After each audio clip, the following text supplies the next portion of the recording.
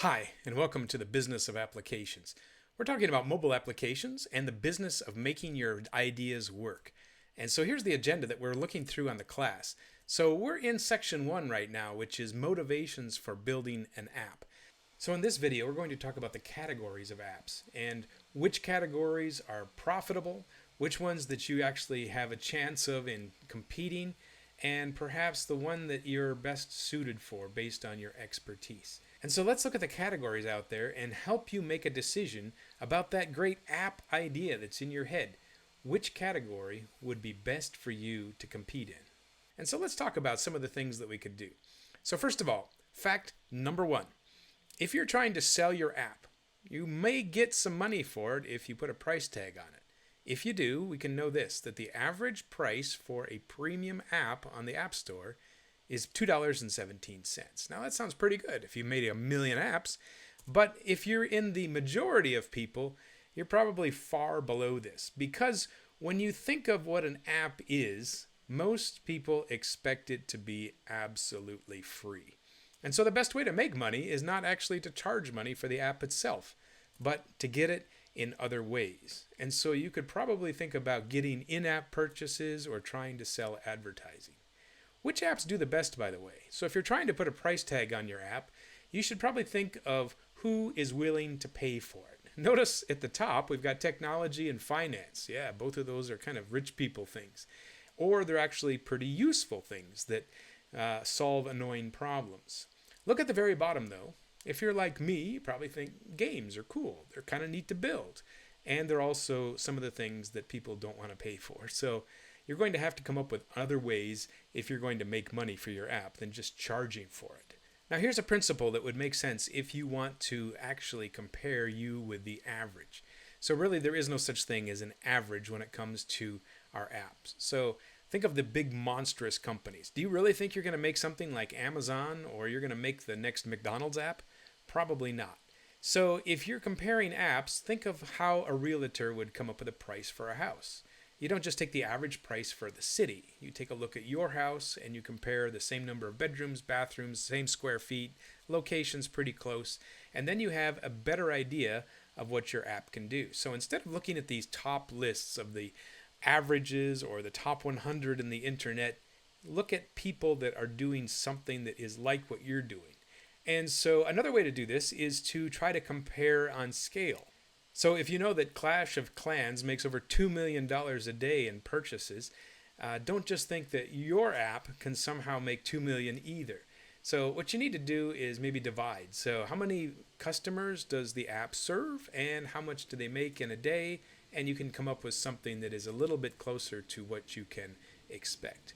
A better way to compare yourself with other people in the App Store is to use the median instead of an average. And so, in a median, you just take the middle score of a value. So if there are some really high-end people, which there are, that way the median isn't so much affected.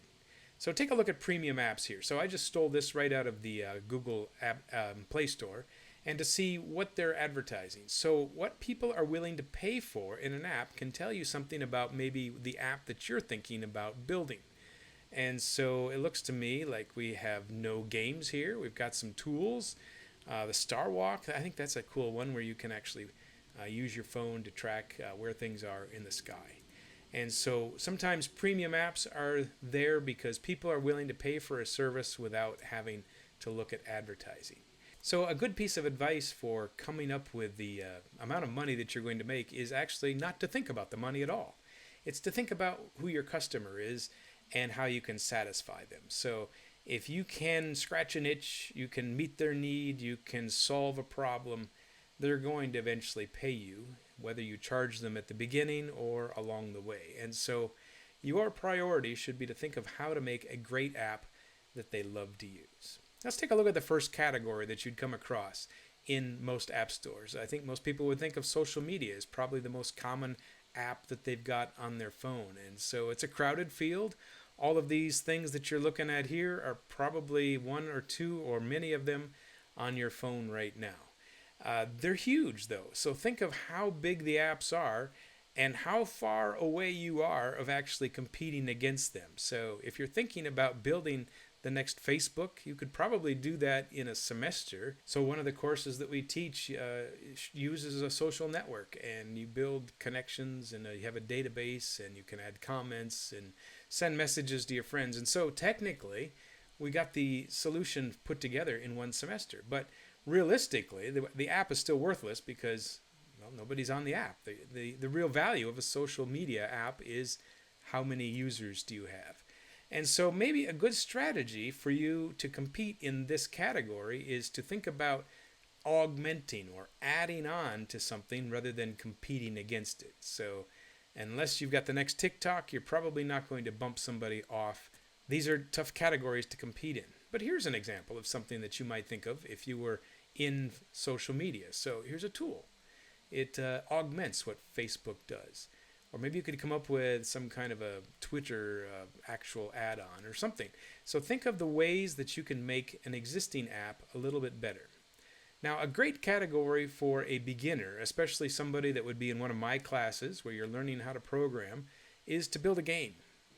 So games are really a good place for you to start if you're just trying to experiment with the App Store and build apps and try to get some customers. Not because you're going to make a lot of money, but because games are a nice way to build an app that you can understand. And what you can do, instead of make money with your app, is maybe just as good, is you can add it to your portfolio. What do you mean by that? A portfolio is a collection of projects that you can show potential employers. And you bring it to your interview. You put it on your LinkedIn and you say, listen, I built this app, and it's kind of like Angry Birds, and it's got a bunch of graphics. I used a framework for building cross-platform apps. I have a database. I'm using a REST service. I learned React. And so if you've got all those keywords in there and you have this working game, it's a really good project. And I recommend that you do that if you're trying to get a job and maybe have someone hire you to be an employee for a company that builds apps. And so you might end up working for Pizza Hut and ordering a pizza app instead of creating your own business, but it's a pretty good job if you're going to be an app developer. So I've got another video that compares the prices and the salaries and the expectations about a web developer versus an app developer, and it's worth checking out. Well, looking at the chart here, you can see that these are some of the most downloaded, and they're also some of the most profitable apps that are in the market. So social media and gaming probably dominate what we mostly think about our phone purpose and what we do with it. And so we're always on one of those two. Now look at this category. This graph here is amazing. You can see that the value of daily revenue by category is like really skewed toward the games area. And so $22,000 a day is the average app revenue in the category. Then we split up the game category again, and we can see that strategy games are the most profitable. And so you might think, oh great, I'm going to make a strategy game and get rich. Remember what I said about the balance between an average and the median? Well, this is where this math comes into play. So the top game in the category back in 2016 was Clash of Clans, at over $2 million a day in revenue. Well then, if you look at the 50th percentile, which is pretty good, you might squeeze out $150 a day. Well, you could almost make a living on that maybe if you were just had no expenses. And then if you look below, you have the 20th percentile. In other words, the games that are probably the ones that you and I are going to publish, they average $0. And so they might not even get downloaded. Another category that would be useful for you to experiment with if you're trying to get into the app market is this lifestyle category. Now, for the life of me, when I look at the apps that are in the lifestyle category, I don't really see the theme. What is lifestyle mean anyway? I mean, there's realtor apps, and there's Tinder and Pinterest, and it seems to me like baby monitors and eHarmony don't have a lot as far as the commonality of how the app works. And so whatever this category means, it's something that affects your life. So fitness apps is something I can understand.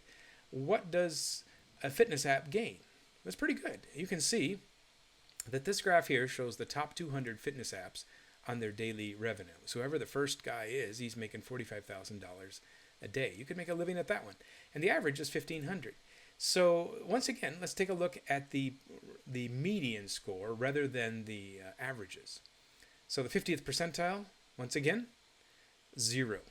So expect that if you don't have a $1 billion company backing you up, you're probably going to have that 0 number. So when you look at averages, you should probably just ignore them because they are not going to tell you anything about you and your experience at all. Take a look here. This is probably Strava. So this would be a typical winning home run app. Everyone seems to like this one. So you can track yourself, you can analyze your workouts and share with friends and make connections. So a great tool, and it seems to be clicking with everybody that is into exercise. And so that would be one of the better lifestyle apps that I can think of. So the key of a lifestyle app is to find something that people do and make it so that it works really well for meeting their needs.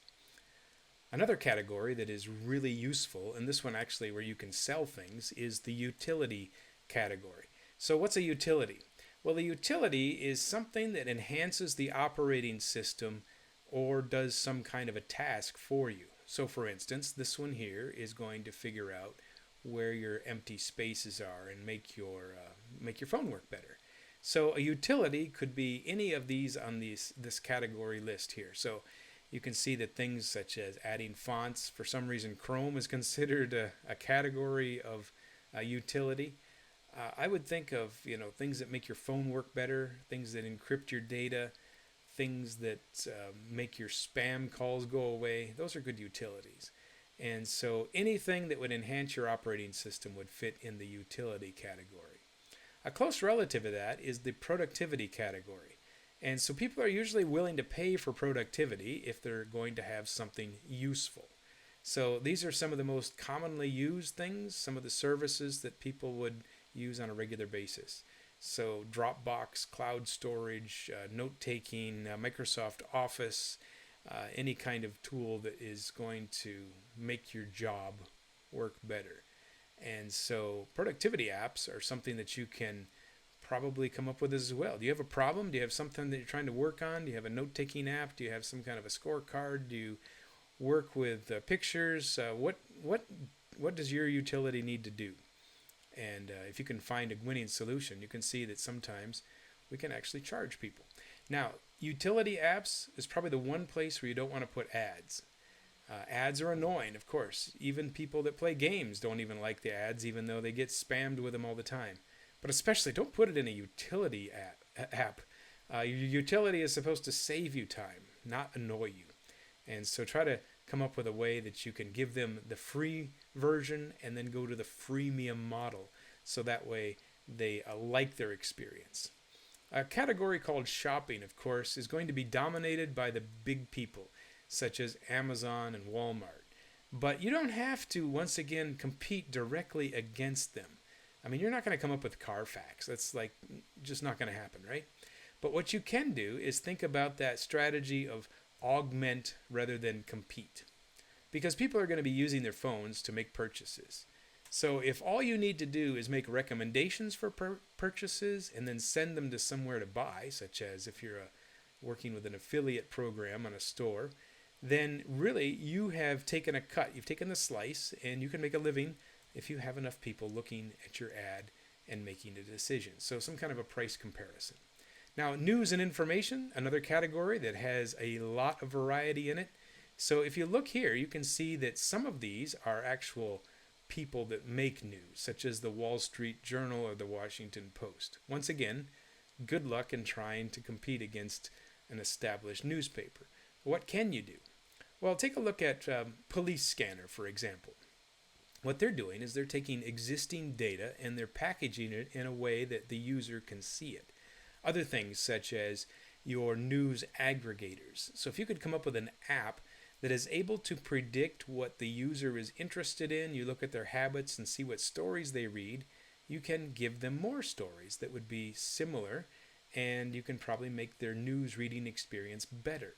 And so you don't have to be a reporter, you don't have to own the newspaper, you just have to be able to organize the data and deliver it to the user. Now here's a good category. If you've got a specialty of what you know and you want to share it, go with education. So, education could be anything like language learning or math. Those seem to be the two that are like the leading categories. Coursera is something that obviously you're not going to compete with. If you've ever looked at Coursera, it's like universities across the world publish entire courses, and Coursera is just publishing those in a nice format. But if you have some special content, you might be able to sell it. So, for instance, let's say you're an expert guitar player. You could offer guitar lessons with your app. Or if you're going to help people learn reading, or maybe English is a second language, or if they just need to learn how to do a hobby, do they need to learn how to ride their bike, play ping pong, or they need to learn how to fix their car, they need to fix an air conditioner. I mean, education is really what we hit the internet for. And if you've got an app that can make it work, then you've got yourself a market. So here's a page that I thought was very handy for figuring out what kind of categories you want to compete in. So this is Kickstarter, and I'm looking at the page called Apps that were recently funded. And so these are idea pages where you can think about what people are building now that really are not big yet. And so there's room for competition, obviously, if these people are successful. So you notice the first one that's on here, it's called Fluent Forever. It's a learning education app. Look at here. The next one called Seed Time, the fastest way to plan your garden. Kind of a utility. Free photo prints. That one looks like more of a business than it is an app. You can see that we got scripture listening. We got learning to code. So 2 educational apps here. So I would go through this and just get ideas from who else is out there that is at pretty young stage in their life of their company, and you might find some ideas that can help you trigger what might work for you. So here's a list of the top educational category apps right now, and you can see that we've got a few things that are doing math and language. It seems that's a pretty popular one. So let's sum up here what we're trying to learn. So perhaps the best lesson is if you're trying to pick a category for building an app and choosing the idea that works for you, then go for this first principle. Pick something you know a lot about. Because if you're trying to solve somebody else's problem, that might work, but it's going to take some very careful research and interviews, and you're probably going to have to walk in the other person's shoes for a while. But if you've already got an idea, you've already got a problem, you already got a field that you're good at, then you know a lot of the things that you need to do. Principle number 2, make sure that instead of focusing on which app is going to earn the most money, think of it maybe as which app can I build that will make people super happy with my product. I'm going to make something that people love to use. And then you can figure out the money later. And so that's maybe the best principle for which order you think in. And part number 3, if you have a mega category such as social media, and you know you're never going to replace Amazon or Facebook, then what can you do? What you can do is create an app that can make the experience slightly better for the user. And so those principles here are going to help you in which category you want to choose to build your app. One of the jobs that you have to do if your app's going to be successful is identify a problem that people have. And so check out this video that helps you do that. The second thing is you need to be able to identify the user that you're trying to serve with precision. You know exactly who's going to use your ad. So check one of these 2 videos out for the next step in learning the business of apps.